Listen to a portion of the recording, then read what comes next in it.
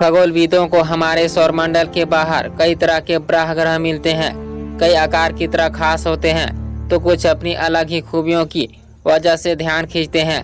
लेकिन इस बार जिस ग्रह की खोज हुई है उसकी गणित से बहुत ही रोचक संबंध है। यह ग्रह वैसे तो पृथ्वी के आकार का है, लेकिन इसके अपने सूर्य की परिक्रमा लगाने के समय ने इसे दिलचस्प बना दिया है।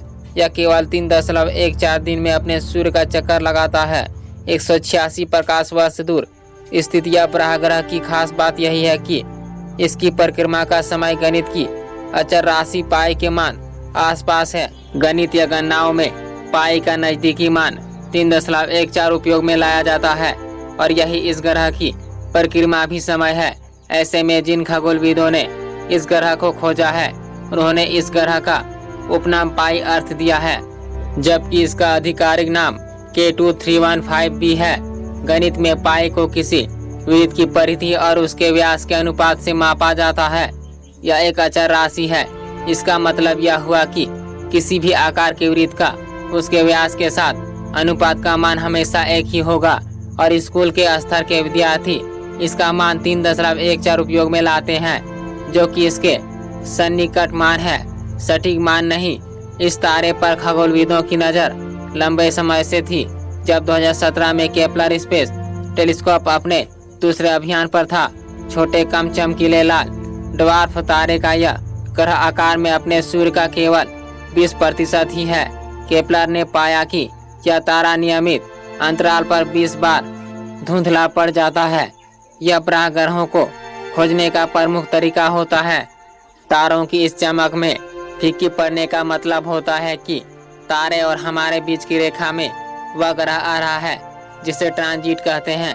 तारे के प्रकाश की चमक में बहुत थोड़े से बदलाव के रूप में इस ट्रांजिट का पता चलता है, लेकिन केवल एक बार ही चमक फीकी पड़ने को शोधकर्ता किसी ग्रह की उपस्थिति की पुष्टि नहीं मानते हैं। इसी वजह से केपलर के आंकड़ों के साथ ही खगोलविद प्रज्वल निरोला और उनके साथियों स्पेक्यूलस नाम के टेलीस्कोप नेटवर्क से इसका अध्ययन किया।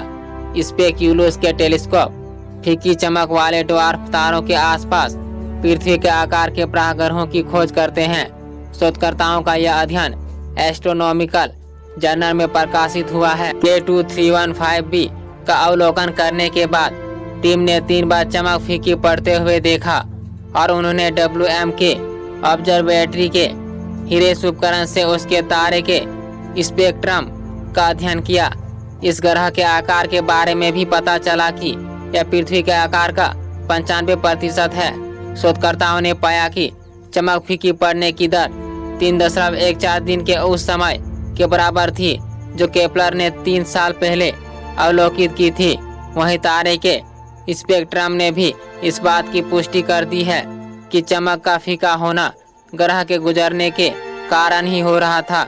ग्रह की परिक्रमा का पाई मान और इसका आकार पृथ्वी जैसे होने की वजह से ही शोधकर्ताओं ने ग्रह को पाई अर्थ नाम दिया है। आज की वीडियो में इतना ही।